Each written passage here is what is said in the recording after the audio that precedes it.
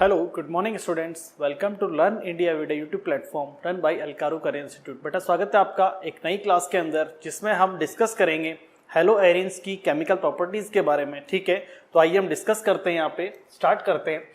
Nucleophilic substitution reactions, electrophilic substitution reactions and reaction with metals. Hello arenes generally तीन तरह की chemical properties show करते हैं। Halo arenes तीन तरह की केमिकल रिएक्शंस देते हैं। फर्स्ट है आपका न्यूक्लियोफिलिक सब्स्टिट्यूशन रिएक्शन, सेकेंड होता है इलेक्ट्रोफिलिक सब्स्टिट्यूशन रिएक्शन और थर्ड होता है आपका इसमें रिएक्शन विद मेटल्स। ठीक है, इससे पहले हम हेलो एल्केन्स की केमिकल प्रॉपर्टीज को डिस्कस कर चुके हैं, वो टॉपिक हमारे कंप्लीट हो चुके हैं। अब हम डिस्कस कर रहे हैं chemical properties of hello arenes. ठीक है, तो इसमें हम फर्स्ट टॉपिक आज स्टार्ट करते हैं न्यूक्लियोफिलिक सब्स्टिट्यूशन रिएक्शंस।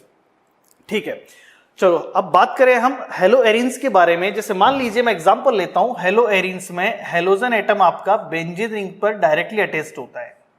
ठीक है, जैसे मान लीजिए क्लोरोबेंजीन। ठीक है, तो अब हेलो एरिन्स को न्यूक्लियोफिलिक सब्स्टिट्यूशन रिएक्शन, जब न्यूक्लियोफिलिक सब्स्टिट्यूशन रिएक्शन होती है तो क्या होना चाहिए? होना तो ये चाहिए कि Cl- पार्शियली नेगेटिवली चार्ज होगा इस पे, इस कार्बन पे पॉजिटिव चार्ज, और यहाँ पे जैसे कोई अटैकिंग न्यूक्लियोफाइल ये Cl- यहां से बाहर रिमूव हो जाए और OH- जो न्यूक्लियोफाइल है यहां अटैक कर दे, तो ये बनना चाहिए आपका फिनोल। ये आपका बनना चाहिए फिनोल, इसको हम ऐसे लिख सकते हैं, प्लस Cl- जो लिविंग न्यूक्लियोफाइल है वो बाहर रिप्लेस हो जाना चाहिए। मतलब क्या हो कि हेलो एरिन्स में जो हेलोजन एटम है, जो लिविंग न्यूक्लियोफाइल है, वो रिप्लेस हो जाए किसी अटैकिंग न्यूक्लियोफाइल से, अटैकिंग न्यूक्लियोफाइल। ठीक है, तो ऐसा होना चाहिए जैसा कि हमने हेलो एल्केन्स में पढ़ा हुआ है। बट एक्चुअल में इस तरह की रिएक्शन इजीली नहीं होती है, ये रिएक्शन होती नहीं है। मतलब क्या है कि हम कह सकते हैं halo arenes are less reactive towards nucleophilic substitution reactions. Halo arenes में जो हेलोजन एटम है ये इजीली किसी न्यूक्लियोफाइल से रिप्लेस नहीं होता है, ये इस तरह से रिप्लेस नहीं होता है। मतलब हम कह सकते हैं फर्स्ट रिएक्शन हम स्टार्ट कर रहे हैं यहाँ पे, तो हम कह सकते हैं यहाँ पे halo arenes are less reactive, halo arenes are less reactive towards nucleophilic substitution reactions. Halo arenes nucleophilic substitution reaction में लेस रिएक्टिव होते हैं। मतलब हेलो एरिन्स जो हैं वो न्यूक्लियोफिलिक सब्स्टिट्यूशन रिएक्शंस को इजीली नहीं देते हैं, इजीली शो नहीं करते हैं। ठीक है, रीजन क्या है इसका? तो अब हम स्टार्ट करेंगे यहाँ पे टॉपिक कि लेस रिएक्टिविटी का रीजन क्या है। ठीक है, इस लेस रिएक्टिविटी का रीजन क्या है, तो इस वीडियो में हम हेलो एरिन्स की लेस रिएक्टिविटी के रीजन को एक्सप्लेन करने वाले हैं। ठीक है, चलिए बात करें हम इसमें। फर्स्ट जो रीजन है इसका वो क्या है? एक्चुअली फर्स्ट रीजन होता है रेजोनेंस इफेक्ट। रेजोनेंस इफेक्ट क्या होता है समझे। हम बात करें रेजोनेंस इफेक्ट में क्या होगा, तो आपको यह सब पता है कि रेजोनेंस में कई सारी रेजोनेटिंग स्ट्रक्चर्स बनती है। एक बार देखते हैं हम यहाँ पे। जैसे मान लीजिए मैं यहां लेता हूं क्लोरोबेंजीन। ठीक है, यह है आपका क्लोरोबेंजीन। ठीक है, क्लोरोबेंजीन में क्लोरीन एटम, हेलोजन एटम जो है, इसके पास 3 लोन पेयर प्रेजेंट होंगे, इसके पास 3 लोन पेयर होते हैं, तो there are 3 lone pairs present on halogen atom in halo arenes. ठीक है, अब हम बात करें हेलो एरिन्स में होगा क्या। यहां पे जो बेंजीन रिंग है, ये मैं आपको शुरुआती वीडियोस में एक्सप्लेन कर चुका हूं। ये EWG होती है, इलेक्ट्रॉन विड्रॉविंग ग्रुप की तरह बिहेव करती है बेंजीन रिंग। ये इलेक्ट्रॉन विड्रॉविंग नेचर शो करती है, इलेक्ट्रॉन्स को अपनी ओर अट्रैक्ट करती है, ये माइनस आई इफेक्ट भी शो करती है। ठीक है, तो हम बात करें यहां पे हेलो एरिन्स में कि हेलोजन एटम क्या करता है। हेलोजन एटम के पास जो लोन पेयर हैं, ये हेलोजन एटम अपने लोन पेयर को बेंजीन रिंग में 3 अल्टरनेटिव डबल बॉन्ड्स हैं और डबल बॉन्ड में पाई इलेक्ट्रॉन्स होते हैं, ये पाई बॉन्ड से बना हुआ है।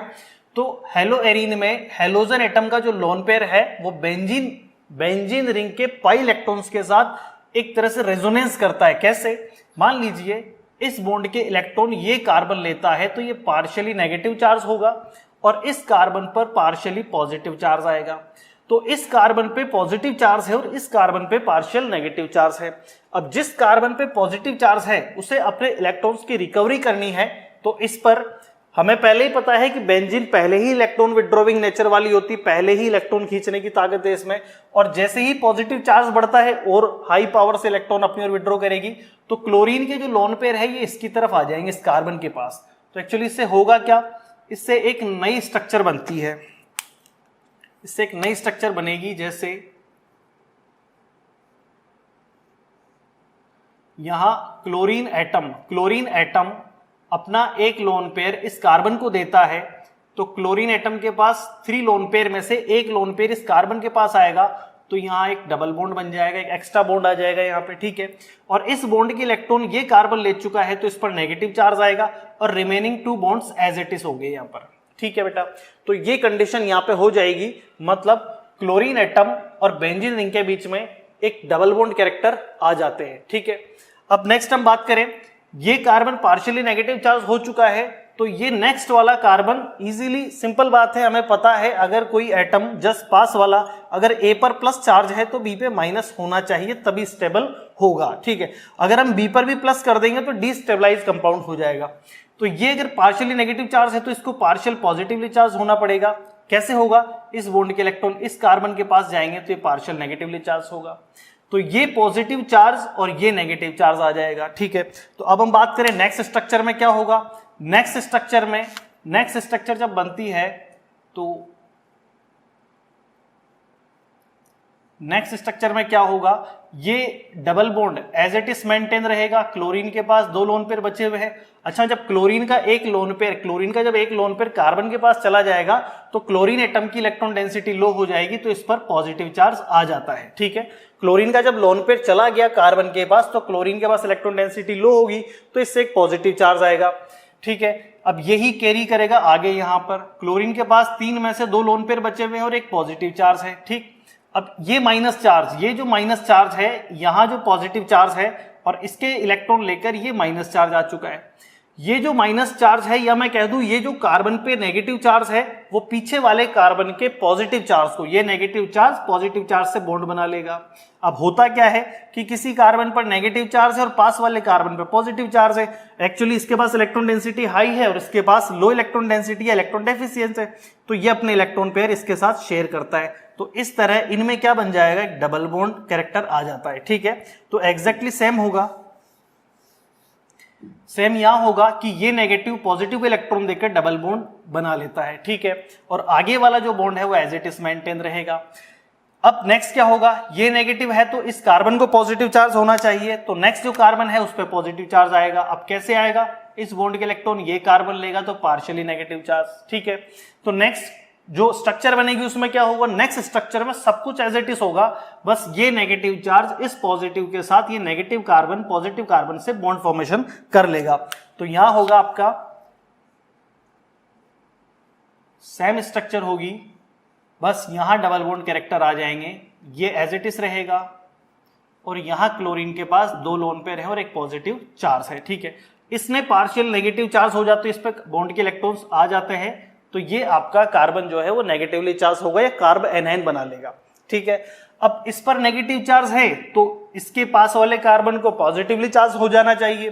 तो अब क्या होगा, जहां से इलेक्ट्रॉन चले थे यहां से घूम के ये ऑर्थो वाला कार्बन जस्ट नेगेटिव चार्ज हुआ, फिर पेरा वाला कार्बन नेगेटिवली चार्ज होता है, फिर वापस ऑर्थो वाला कार्बन नेगेटिवली चार्ज होता है। आगे क्या होगा, अब ये क्लोरीन क्या करता है, क्लोरीन को पता है कि जस्ट पास वाले कार्बन के पास इलेक्ट्रॉन डेंसिटी हाई है, तो ये जो इलेक्ट्रॉन इसने दिए थे वापस अपना इलेक्ट्रॉन ले लेगा, तो ये वापस से अपना लोन पेयर ले लेता है, तो इस कार्बन पर पॉजिटिव चार्ज आएगा, तो ये नेगेटिव वाला इलेक्ट्रॉन देगा इसको।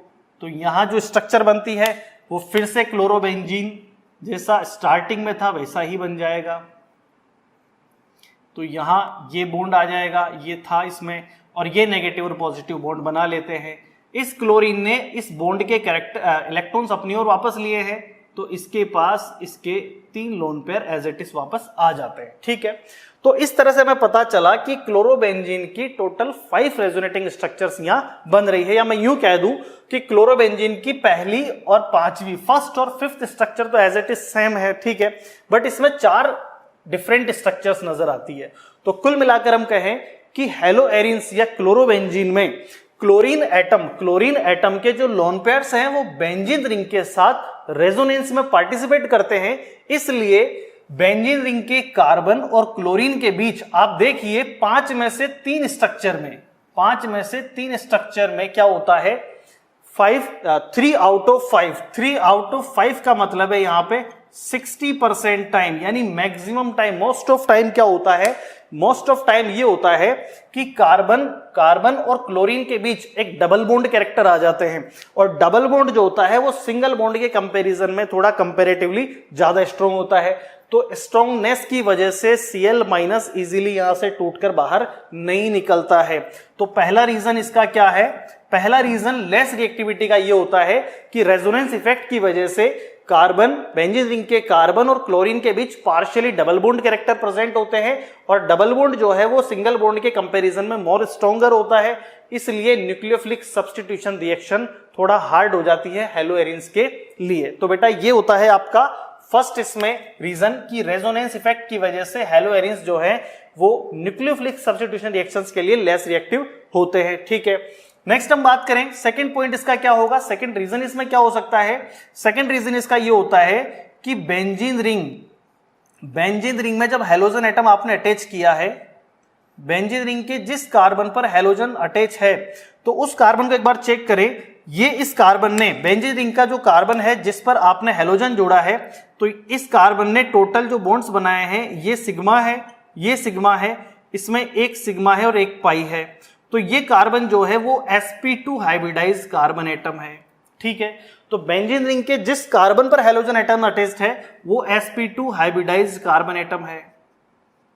ठीक है, जबकि हम बात करें हेलो एल्केन्स में क्या होता है, हेलो एल्केन्स का जो हेलोजन है वो जिस कार्बन पर अटैच्ड होता है वो आपको पता है 4 सिग्मा बॉन्ड्स होते हैं। इट मींस ये sp3 हाइब्रिडाइज्ड कार्बन एटम होता है।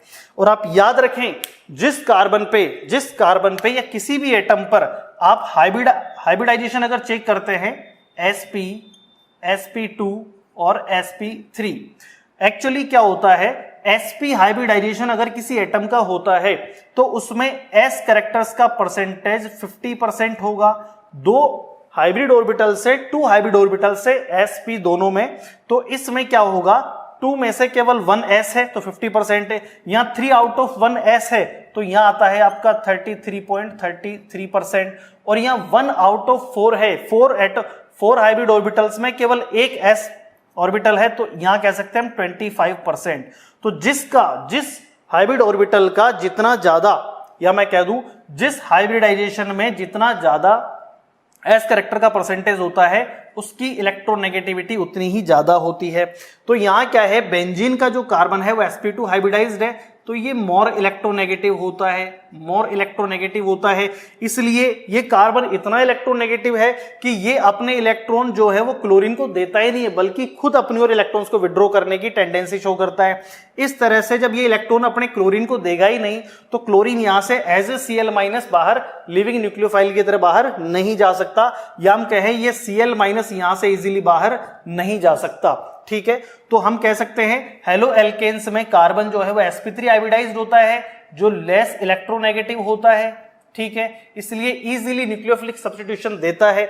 बट हेलो एरिन्स का जो कार्बन है जिस पर हेलोजन एटम अटैच्ड है वो sp2 हाइब्रिडाइज्ड होता है जो कंपैरेटिवली हेलो एल्केन्स के ये मोर इलेक्ट्रोनेगेटिव होता है, इसलिए hello arenes nucleophilic substitution reaction में लेस रिएक्टिव होते हैं। ठीक है बेटा, ये होता है आपका दूसरा रीजन। हम बात करें थर्ड, एक रीजन भी हो सकता है। थर्ड रीजन क्या होता है कि हेलो एरिन्स में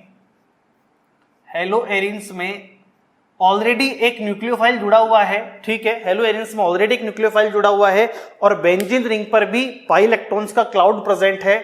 अब अगर आप इस पे कोई न्यूक्लियोफाइल लेकर आते हो, कोई न्यूक्लियोफाइल इसके क्लोज लेकर आते हो, तो हो सकता है न्यूक्लियोफाइल की इलेक्ट्रॉन डेंसिटी, जो अटैकिंग न्यूक्लियोफाइल है उसकी इलेक्ट्रॉन डेंसिटी और जो लिविंग न्यूक्लियोफाइल है उसकी इलेक्ट्रॉन डेंसिटी इतने सारे इलेक्ट्रॉन्स हैं कि उनमें रिपल्शन हो सकता है, तो पॉसिबल है कि वहां पर कोई रिपल्शन भी होता हो इनके बीच में, क्योंकि यहां जो हेलो एरिन्स में जो हेलोजन एटम है उस पर भी इलेक्ट्रॉन डेंसिटी हाई है और जो अटैकिंग न्यूक्लियोफाइल आ रहा है उसमें भी इलेक्ट्रॉन डेंसिटी हाई है।